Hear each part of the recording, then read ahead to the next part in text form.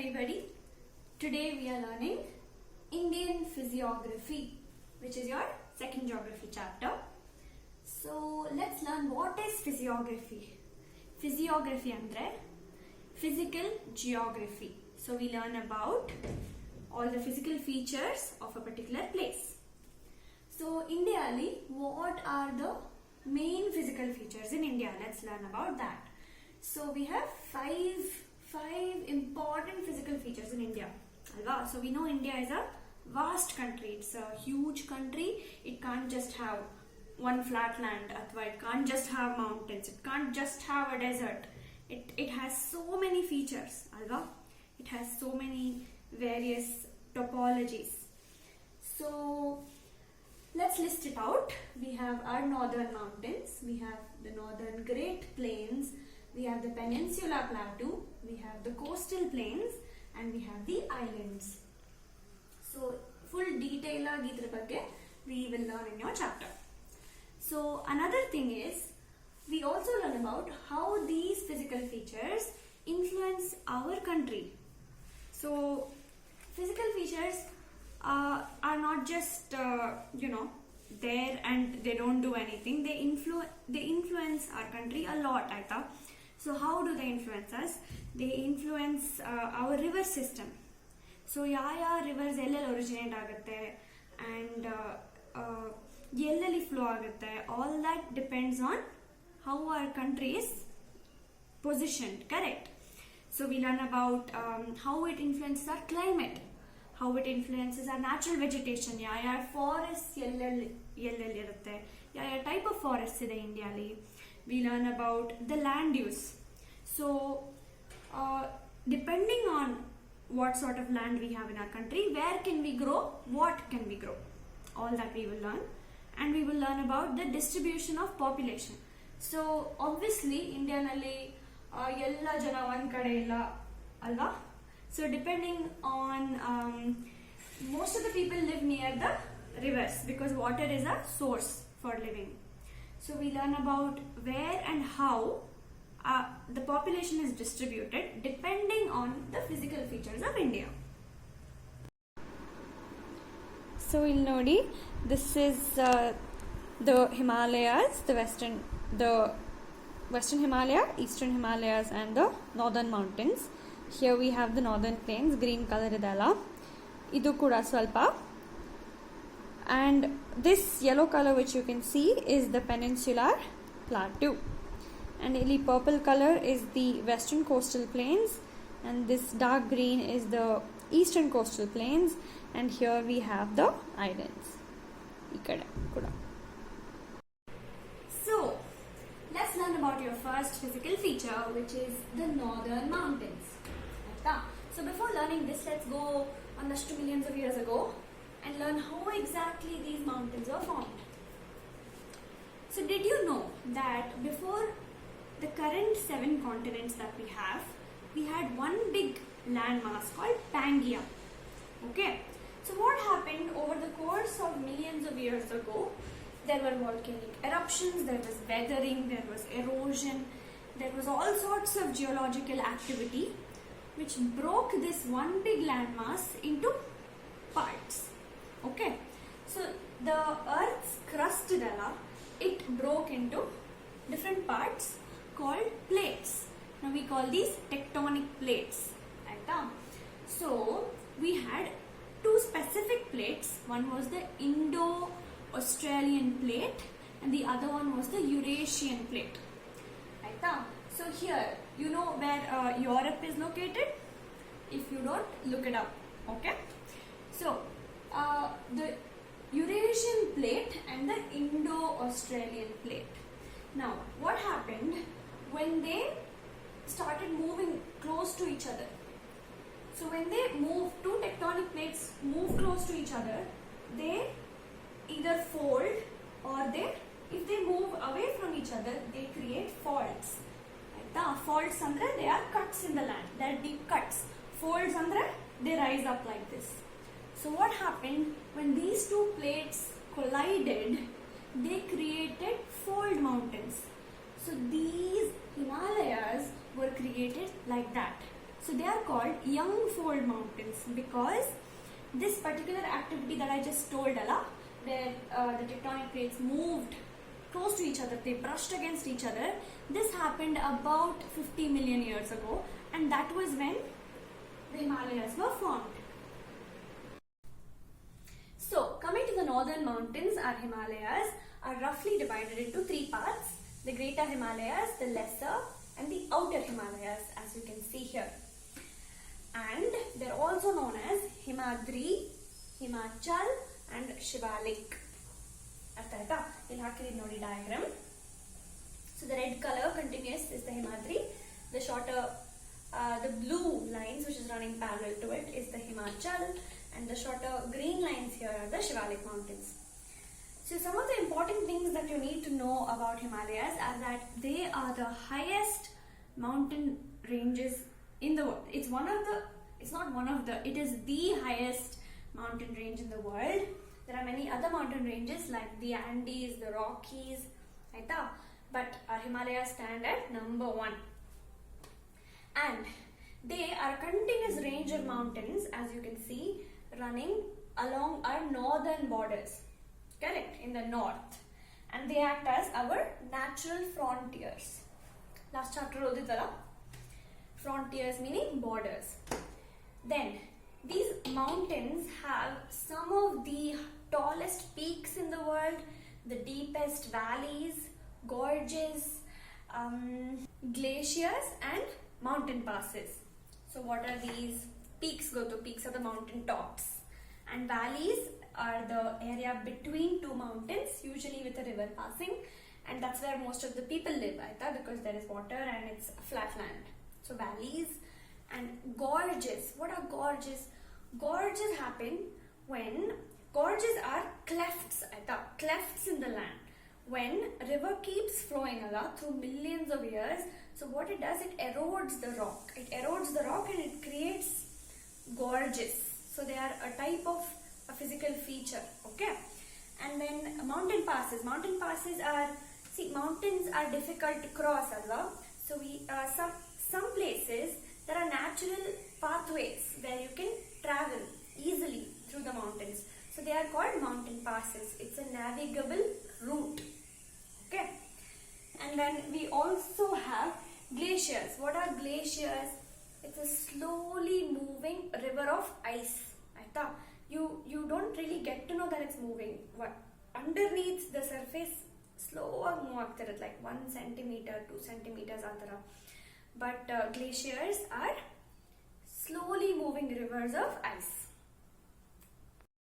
So coming to the extent of the Himalayas, you need to know that it roughly, this will be the Indus Gorge and this is the Brahmaputra Gorge. So Indus River flows here in the northwest part of India. It starts in India and flows through to other countries. And the Brahmaputra also starts in India and then flows through some Southeast Asian countries, and then it returns back to India over there where it forms the Brahmaputra Gorge. So the extent of the Himalayas is from the Indus Gorge to the Brahmaputra Gorge, and the distance of the Himalayas is 2,400 kilometers, the length. And it is broader in the west and narrower in the east. So this distance is about 320 kilometer and this is about 240 kilometer. And the Himalayas totally cover an area about 5 lakh kilometers square. And the slopes of these mountains are steeper towards India. So steep slope andre gottala, just tumba steep nadಕೊಂಡು ಹೋಗೋಕೆ ತುಂಬಾ ಕಷ್ಟ ಆಗುತ್ತೆ. But gentler slopes are like this. So here let me show you. Steep slope andre hige. Gentle slopes hige. So we have gentle slopes towards Tibet and steeper slopes towards India. Okay, so let's learn about the 3 parallel ranges in our Himalaya mountains in the form of this table so that it's easier to remember in the form of points. Okay, so as we learned the Himadri, Himachal and Shivalik. So the Himadri mountains are the inner the most continuous range. So continuous, they're not really broken up a lot. The mountain range is a continuous chain, and the average height is about 6,100 meters, and the width is from 150 to 400 kilometers. It's about 400 kilometers in the west of the country, aita? So it's broader, and 150 in the east, so it's narrower in the east. And the Himachal range, so the middle range are chains of small chains of mountains, aita? And they are parallel, and there are many important ranges in the Himachal mountains, and the height range is from 1500 to 4500 meters, and the width of these mountains is 50 to 80 kilometers. The Shivalik is the lowest range of mountains. Here it's the foothills, it's the outermost range, and they are shorter in height. And as you can see, it is 600 to 1500 meters in height, they range about, and width bandu 15 to 50 kilometers. And the Himadri mountains idala, so they are perennially snow covered.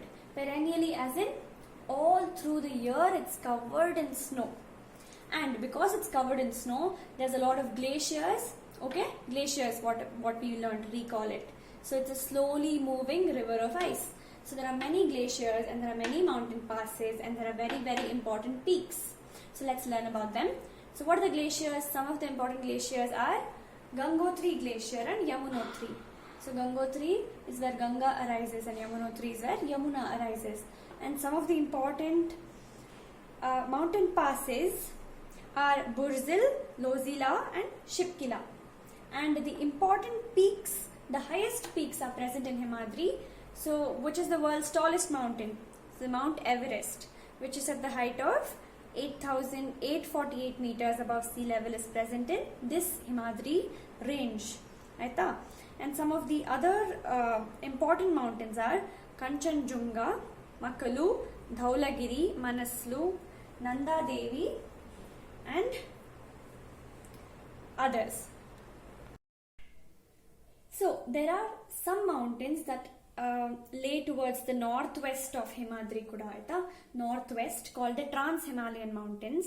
So there are many ranges in those Trans-Himalayan Mountains, and one of that range is called the Karakoram Range. Karakoram Range, and the highest peak of India, called Mount Godwin Austen, athwa K2, it's also called K2 or Mount Godwin Austen, is present in Karakoram Range. It is the highest peak in India.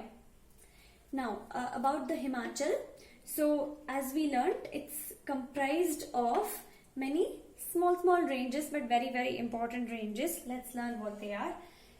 The most important range is called the Pir Panjal Range, Dhauladhar, Mahabharat, Darjeeling, etc.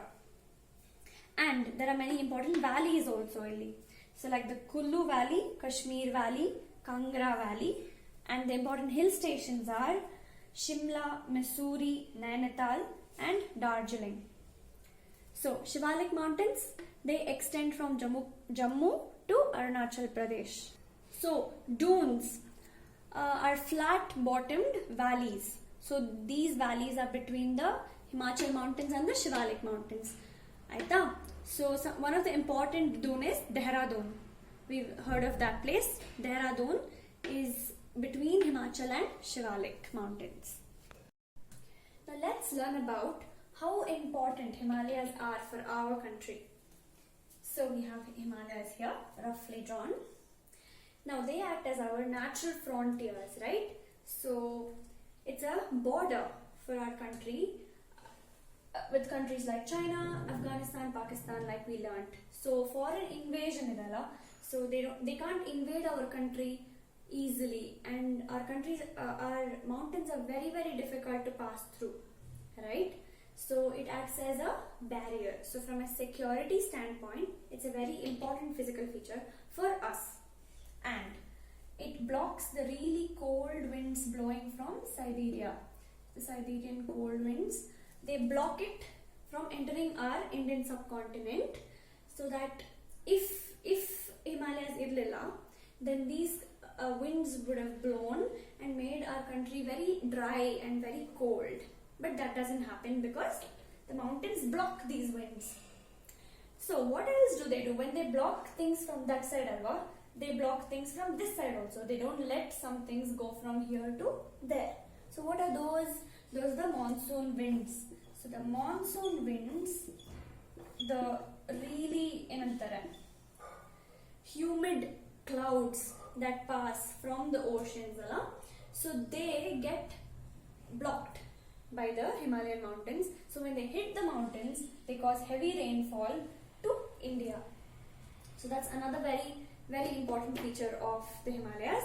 And they have thick forests, thick forests and very fertile land for us to grow many things. Like we grow tea in Assam, and in Kashmir we grow apples.